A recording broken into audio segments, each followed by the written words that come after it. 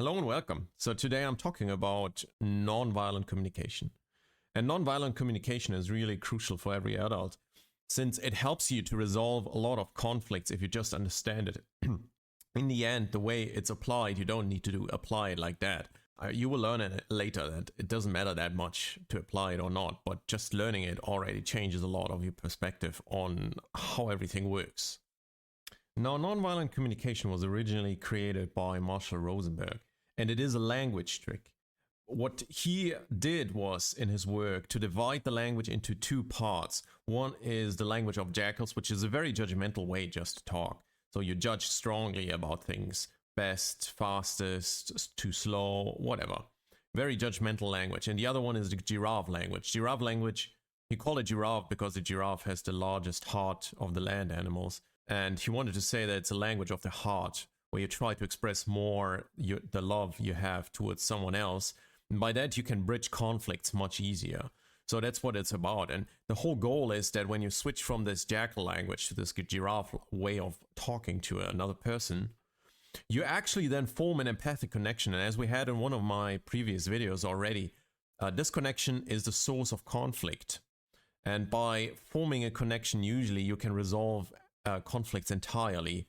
And then at the same time also improve everyone's chances to get their needs met. Because most of the time also there's conflict because two persons struggle because one person has a different need and they just really struggle to meet in the middle. And nonviolent communication also helps with that because it makes it very clear to express what you want, and then both of you can much more transparently work towards that. Okay, so let's take the example that a person tells you, move your butt, you are slow, right? Very clear. That would be jackal language, actually. It's very judgmental. Move your butt. It's very pushy. At the same time, you're slow. Slow is a judgment because the person deems you to be slow. You could translate that through his work into something like, I have a need to get to work on time, and at your speed, I won't make it. Could you please help me? And you see, there's a strong difference in both of them because in one time, it's very pushy. And the other one is a bit more defensive, more soft, where you're like, could you please help me? You know, I'm in trouble here at the moment. And when you express your need in that way, usually it's much easier for other people to work with you. Also, at the same time, there's a big problem you have is that when you push, there's always a reaction force. And the biggest problem people often have is when they argue or talk with each other, they try to punch arguments in the face of the other person so that they're wrong. So you get it. It's a very judgmental way of working with other people. And that never works. And it never works because if you want a person to change their mind, for example, you need to give them a thought and you need to place it in their head or just hand it over to them. But usually place it in their head. But then step back and let them do whatever they do because you have no control. That is one of the previous videos too. You have no control over what that person does. Nothing. You can just give them the option, and from that moment on, it's none of your business anymore. And the thing is, when you do that very gently and softly and nicely usually, and you let the person know that you do that because you care about them, then you have much higher chances that this person will react to a thought you put out, maybe also a struggle you have, like here getting to work on time, then if you would come around and just punch that person in the face. And I told it a person before in my life who was very strong in their words. I said, even if it's the truth, people don't like being punched the truth in their face because it takes so much energy to get rid of all the trauma and noise and everything around it, to later then filter out what was the real essence. It's a much more work than if you would just very clearly, very directly, and also not in a pushy way, just state what you want. And that is fine. You can even be a bit pushy in a respectful way. That doesn't matter in the end. You'll figure that out. If you have a good connection to the other person, you can become pushy and it's no problem. But that's a different deal we come to in a second. So when you now move forward and try to practice nonviolent communication, what you basically need to do, first of all, there are two things you need to do. The first one is you need to listen differently, and the second one is you need to speak differently. And let's start with speaking differently. because you cannot just come around and push out judgments all the time when you say you are too slow. You need to be more specific. Even if that person is slow, you are driving slower than the road allows to. Be specific what that means. Where is the reference? Okay? Because it's not bad that you actually say a person that there's a differentiation or classification happening here. It's like black and white. You cannot say which color is bad or good. It just doesn't happen. If you have a satellite and you need to paint it in the front white and in the rear black, because in the front it gets the sun, so you want to protect it there from the heat absorption, and in the back you make it black so it can emit the heat better. Because a satellite can just lose heat from the electronics through heat radiation, so it needs to emit it somehow. So you see both have their purpose, and it's like with that in every part of life that you cannot generally discredit something. You need to differentiate, and that's also why I don't like many debates where they say the labels are arbitrary, so we should not label. That is really, really bad and really, really silly idea, because our life depends on it. We need to differentiate between things. But it's really important that there's a difference between differentiating and there's a difference between judgment. Because judgment has always a more personal note on top of it. For example, if you take the sentence that employee E completed 10 reports last month focusing on quality and detail, while employee B completed 15 reports prioritizing speed and efficiency. That is just differentiating. There's nothing bad in that. One person is quality, one person is speed. Okay, that's entirely fine. And if I need someone who does something fast, and that happens in my life, that there's a tight deadline or something, I go to B. If there's something happening where I need quality because we have more time and it's really important that we don't screw up in business, then I go to A. Okay?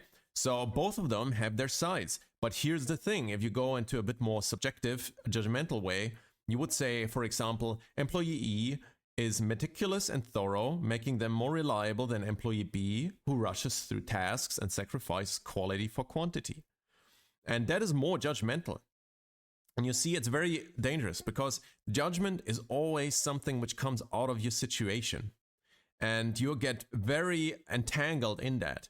And it's really important in these situations to take a step back, to relax, and to try to disattach from this very judgmental, subjective way how you look at it, and try to first just differentiate between what's going on at the moment and trying to communicate that without going too much into judgment and then formulating that to that person, because that person does not know where you come from. That person doesn't know how shitty your day maybe was. That person cannot tell what's going on in your life, what you're going through at home, or whatever. So you need to find a way to communicate to the other person that they can get what's going on here at the moment. Now, putting judgment and differentiation aside, what's really important in the discussion when you have with another person to resolve an issue or a conflict, that you formulate what you need. What is the problem that your needs are not met? And the other person needs to understand that need very clearly. And to formulate that out is for many people actually a pretty hard thing. And that should not be the case. You need to train to speak what you need clearly. And one really essential thing is you need to make it so minimal that it's not even personal. And in 99.9% of the cases, you don't need to mention another person in your need. Let's take the example from before that you say to a person, move your butt, you are slow. In that situation, you could say, I have a need that you move your butt out of the way that I can get to work faster enough. No. Your need is to get on to work on time. You don't need to mention even the other person. The person is just a means in the middle of something. But your core need is to get at the point on time, and that is just really important to you, and that's it. There's nothing personal about it. And it really helps when you take out the person, because then it's not personal for the other person and they can help you much easier. It's just a lower barrier they have psychologically. When you formulate your needs more clearly and you go a bit away from this judgmental language, it's much easier to form an empathic connection to the other person. Okay? Because first of all, you don't push the other person. If you say, hey, I have a need to be on time and at the current speed I won't make it, could you help me please? you're not pushing the other person. You're just asking them for help. And also what you're not doing by not pushing is you're inviting them a bit into your world. Okay? Doesn't mean that you will necessarily get it. That is really important. You have no influence over the other person. If that other person says no, you need to accept that. You don't be resentful, don't be angry. Nonviolent communication and all kind of conflict resolution is not that you transform other people and force them to do what you want. That is exactly not what you want. You cannot force other people. Look my previous lesson regarding that there is no control, okay? So keep the language very unjudgmental. Keep it straight, keep it direct, but unpersonal. Try to form an empathic connection to the other person. Also in a way that you care about their needs. Maybe in that situation, the other person can't step away for whatever reason, and you should maybe just ask one or two sentences what's going on there that he can't do that you would just be curious about it. And do that in a way that you're still, I would still, you could, if you just ask, why do you not step away? That is also a bit pushy. You could maybe come nicely still and say, hey, I know I can't force you to move away or do anything. I'm just curious, why are you so slow? So by that, you become respectful. And respect is really important because you let the other person know that you care about them, that you don't think about driving over them because you don't get what you want, but that you respect them. And by that, you get the respect from them. It's mutual. It's always a two-way street. Respect is a part of also love, an expression of love. And that is always a two-way street. If you love someone, they love you back. It's just the way that it works. Just with some people, they don't ship the same amount over at the same road. Yeah, anyhow.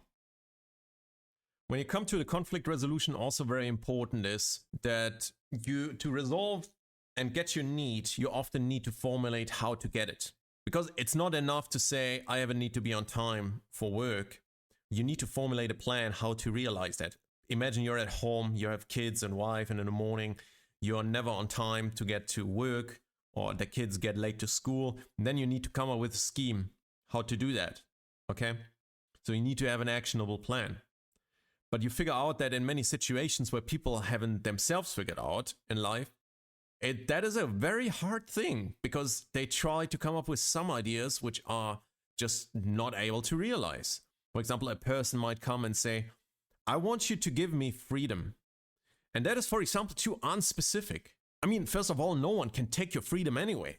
You give yourself freedom and you tell that other person, I want you to respect that I take that freedom. And if don't, then just leave them anyway. But the thing is, some things where you say, I want you to give me, first of all, you involve the other person way too much. Second of all, they can't give you freedom. It just doesn't work that way. Okay? That is a bit an important and crucial aspect, that you figure out these plans and also realize that often you wind up in confused states with yourself or other people.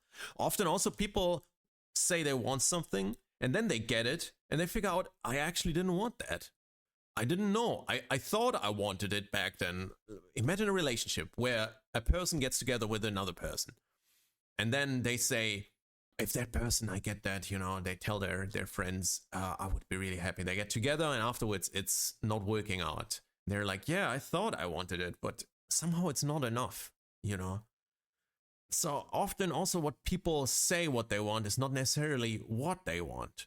And that complicates things a bit. And you need to train yourself to work that out more. And that is a bit the fun of life. Don't believe that in life you will just say what you want, everyone meets, shakes hands, and we're direct and we are all gonna live happy. No. Like a part of the fun of life is to figure out what you want to in between. What do you really want? Most of the time also you at later stages figure out that we all kind of want the same thing, which is really funny. But yeah, quite obvious if you figure out that every human is more or less the same. We all have the same way built, you could say, just in different shapes and sizes. So yeah. That is just a really essential part. And for me, it's a fun adventure because in one moment I want something and then I go for it and then I get it. But what do you do then? Like either you're happy or not, whatever, it doesn't matter. But you need to keep it going. So it's a constant process. It's like in a good and healthy relationship with any, or friendship in any kind of situation. You want to keep it going. You want to work on it. And it can be that for 2, 3, 4 weeks, everything's perfect. Everything aligns. Timing's perfect. Kids get home from school perfectly. They do good at school and partner and everything's fine. Then all of a sudden, something happens like, it's just so boring. You know, I just can't take this standard boring life and this smiley thing anymore. I need an adventure. Then you, I don't know, just take a break with your wife, go somewhere on a crazy vacation, go hiking or rock climbing or whatever you want to do in terms of craziness. So you see, even if sometimes everything's running right, you need to constantly iterate on it. Your needs will change over time. You need to constantly be on top of that. And this is quite crucial, because otherwise you will suffer. So everyone who believes that joy and happiness and all of that kind of thing, first of all, you can never be happy anyway. It's a non-constant thing. Happiness is a function of time. It changes, and you will be happy and you won't be happy. But you know, that behind that are your needs, and you need to work with them constantly, and they change over time because you change all the time over time. You understand? And that is fun. That is life. That is a task which never ends. And that is a great thing and a gift given. And that is really what we are supposed to do here on this planet. Until now, we've discussed a bit the soft part, the yin part of nonviolent communication. So the yin part is essentially that we are all now very friendly people talking to each other, telling our needs in a gentle and nice way. You get it, okay? The difference is that it doesn't matter. You don't need to be nice to everyone all the time and be gentle and whatsoever. Because first of all, you need to develop a hearing. This translation that I told you before, that if a person tells you to move your butt, you need to internally translate what they really want, okay? That is quite important, that you understand a bit. You need to see through words. Don't take words too direct. Because also deep down, even for toxic players like narcissists, you figure out that they still act out of love, but they just get lost a bit on the track, to say it very gently. Okay? So that is a bit the purpose, that you develop this hearing. I think the Marshall called it the giraffe ears. That was how it called it. He had some funny giraffe ears on. Watch his video. I'll link it in the description. And with these ears, he said, when you develop them, you can hear through these judgments. Okay? But on the other hand, also, if you have a good empathic connection to another person, like me and my buddies, for example, we come around and say, "You son of a mother," you know. And if you do that randomly on a person on the street, which doesn't get that you have a connection with them, they would be like, "I'm gonna smack you in the head." They will punch you if you go too far. You get it? So the thing is, judgments are generally fine if the other person feels that you care about them, that you love them, and that you don't mean it in that way. And that is also what I really like about it. Shows that the maturity of a person in many ways. When you can also joke about it, when people don't take it too serious, when people are very stiff about certain topics. And very stiff, I mean that they can't accept that other people do it in a different way, or that things don't happen the way they like. Then you see that there's a problem usually somewhere underneath, as I told you also in a previous lesson. And when a person can make fun of their terrible situation, that's usually a good sign of a healthy mind, I would say. Because you don't take yourselves too seriously, and by that you can work with it. You can relax and work yourselves out of the terrible situation, whatever that is. That is why I like also that to joke a bit around with my friends. And why we still don't go the cuddly and nice way of nonviolent communication. Because it's not about being soft. Softness is, you totally misunderstand life. If you just go for soft, you will get folded by life, put in a corner and left there. And you will never get out of that corner, because everyone punches you back the moment when you're just always soft and nice and gentle. And when you're just nice enough, everything happens for you. No, that is not how nature is. But you need to, in the first spot, to understand that when you communicate with a person, you can be judgmental, but you need to have deep down respect, honesty, love, and dignity towards that other person. And as long as these things are in the room where you're talking, you can say things which will get you into prison usually. And they are going to be fine because you can, in a differentiated way, talk to the other person without being judged. And I really like that because it's a very respectful way of also talking often about the really difficult and hard parts where many people in our society are very, very afraid of talking about. You come back to the hard part of nonviolent communication, where you kind of close the circle of yin and yang again. And the hard part is simply that language is not that important anymore. Because what happens is if you talk to your bodies or some people, in your head what will happen is you will translate it automatically into nonviolent communication and you will translate it back again. So you're one time around the circle and all of a sudden you're in a situation where you use the same words and it doesn't harm you anymore. And that is why I really like very grounded and very experienced people, because they are usually in a situation that they have the experience to understand it in that way. The judgments are fine. That I can walk around and tell my friends, you son of a mother, you know. And by doing that, they still know in that room where we both sit, there is respect, there is love, there is dignity for each other. And that is why we can slam each other with words other people would get into prison probably and talk about really difficult things. Because if this connection is not there, if that space is not created of respect, you can't do that. So that is a big problem that many people just get confused in society when they talk also to other people, that there is nothing of that. And to some degree, when you understand life more and you go deeper, you understand that there is already love, for example. It just maybe took weird ways and that person struggles to express themselves because they never cultivated that. Or there are other problems, you know, people have internal problems and by trying to express themselves, they just took a detour so far that they themselves totally get lost in that. So you see, from the core out, it still seems fine. It's still okay. And it's the same in nature generally. The nature seems very harsh, very evil when an animal kills another animal.